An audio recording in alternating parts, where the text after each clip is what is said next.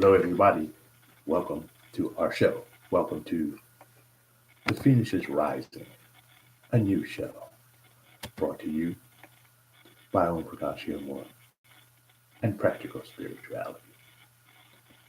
Because today, with all of the troubles going on and all of the things that the only thing that seems to help is the fact that the Phoenix is rising. Because out of all the death and pain and destruction, what is happening is a new strength is developing in this nation. So welcome to our first show. The Phoenix is rising.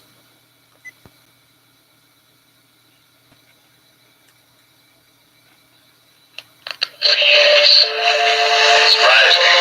Say what? Phoenix is rising. Phoenix is rising. Phoenix is rising. Rising, rising, rising. The Phoenix is rising, rising, rising, rising. Rising, rising. Phoenix is rising. Rising, rising, rising. The Phoenix is rising. Rising, rising, rising. The Phoenix is rising. Is rising. Is rising. The Phoenix is rising. Rising, rising, rising. The Phoenix is rising. It's rising. Say what? It's rising. Rising, rising, rising. The Phoenix is rising. It's rising, rising.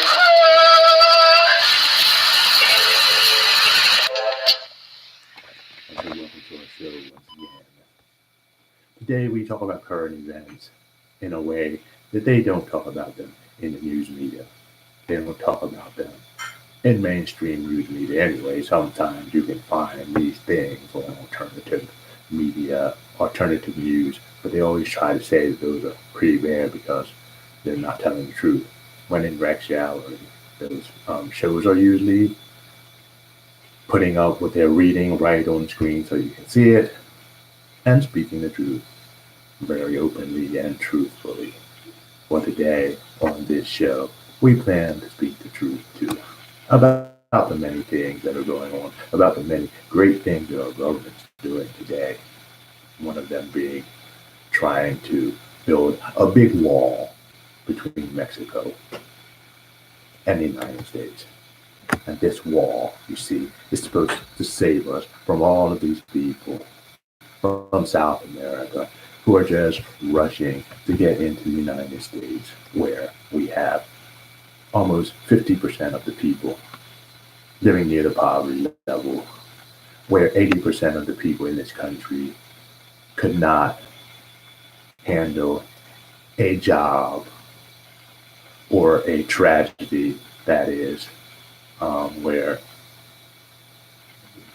they had to come up with $1,000 immediately because most people are living from paycheck to paycheck. We're living in a place where people cannot even afford to rent houses. According to most of the statistics, most of the people in this country cannot even afford to live in a home or apartment by themselves. And no one who works at a job that pays $7.25 an hour in any part of the country can afford to rent a two-bedroom apartment, let alone something bigger if they have a house and kids and a family. So people are working two or three jobs. But that's what they say, right? They brag about how our president is a job creator and how there are many, many jobs available today. Problem is most of them don't pay anything. Working like an old slave out there. Soon we'll be singing these Negro-eyed spirituals out there, singing Old Black Joe and Tote That Barge and all that, you see, because we're all becoming enslaved, except this way it's economic enslavement. And now, instead of being sold or bought, we are renting ourselves out as slaves, which is supposed to be much better, I guess. That's supposed to be progress, right? Renting yourself out as a slave. The major problem with that, though, is that you're not getting paid anything. So we find ourselves going through the same old thing that people were going through in the 1600s, except more polished. Now we have cars to make it to work because we have to travel farther to work for somebody else. A horse wouldn't work, you see. So we have to be supplied with cars, right?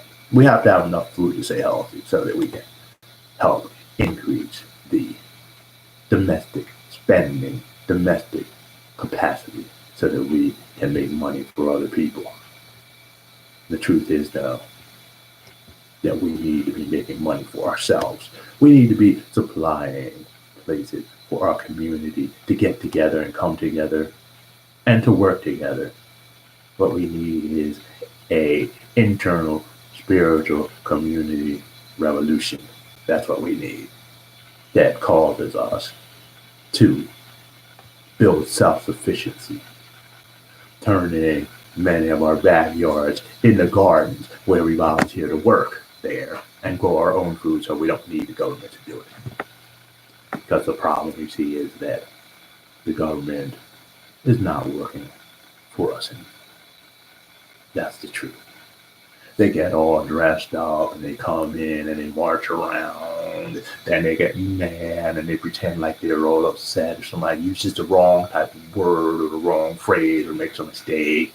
They all get huffy and puffy. In the meantime, they're in the back room cutting people's throats, putting little children in pens, or trying to overthrow other countries, allowing bombs to fall into churches, mosques, synagogues, schools, and hospitals, and not doing a thing about it because they want to kick out whatever leader doesn't agree with their philosophy so that we can take over their business ventures and economic system to make them into economic slaves too. So you have all these people running around supposedly making America great again, when in truth all they're doing is making America horrible again, because the truth is, for much of the time, America is not a very good place to live in. I mean, really. Even when the Pilgrims first got here, there was a problem. A lot of those pilgrims looked at the Native Americans and how they lived and saw that they had a beautiful society, and they wanted to join that society. But something happened, you see. The pilgrims needed somebody to work for them. They wanted to set up a government like they left in Europe, one that drove them out of the country.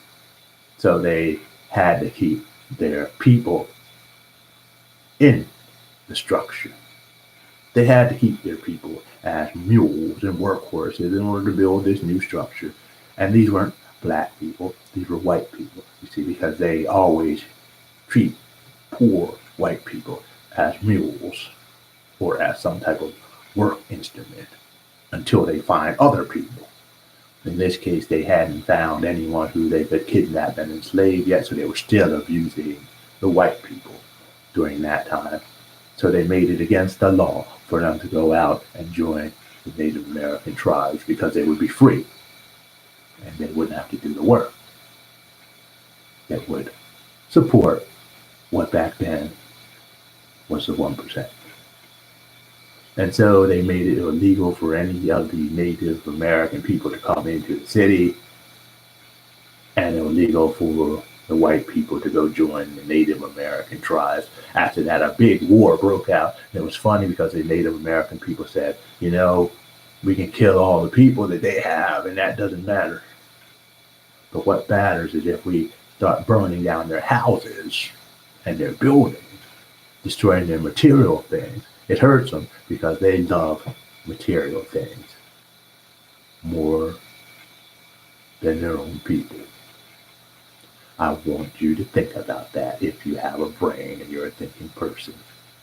They love material things more than their own people. You know, I just read where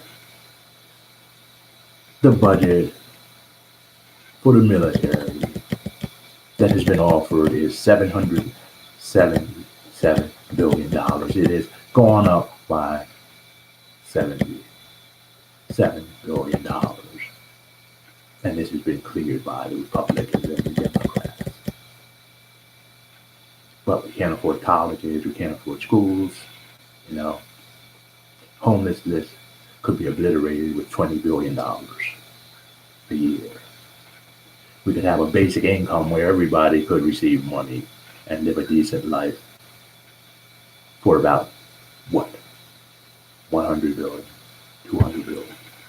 But instead, we want to spend that in order to go fight wars, to acquire things so that the corporation can have money. The 1% have money. And why is that? Because the 1% cares more about material things than their people, and so does the government. It's time to wake up, you know. It really is. These people are liars. These people are cheaters and thieves. But we keep falling for it over and over again. And as soon as we wise up, all that they do is throw something in. A Trojan horse, someone who identifies as some type of race or color or something is thrown in to tear everything apart. And we find ourselves fighting once again. Something to think about. We'll end this session now. But we will do that soon. As you know, we are working in order to get new equipment so that we can do our show in more fantastic way. If you would like to contribute to this effort, go to www.nextstepcoaching.mysite.com. That's www.nextstepcoaching.mysite.com, and go to Ohm's radio show page. Hit that, and you can make a donation and become a patron so that you can help us procure our better equipment, have a better sound quality, and speak the truth. Love and peace and joy and contentment. So the old orange monster that is trying to take apart our whole country and destroy everything can be seen for exactly who and what he is. Thank you for being with us today. Phoenix is rising. The Phoenix is rising. Say what? Phoenix is rising. Phoenix is rising. Rising. The Phoenix is rising. Rising. The same time.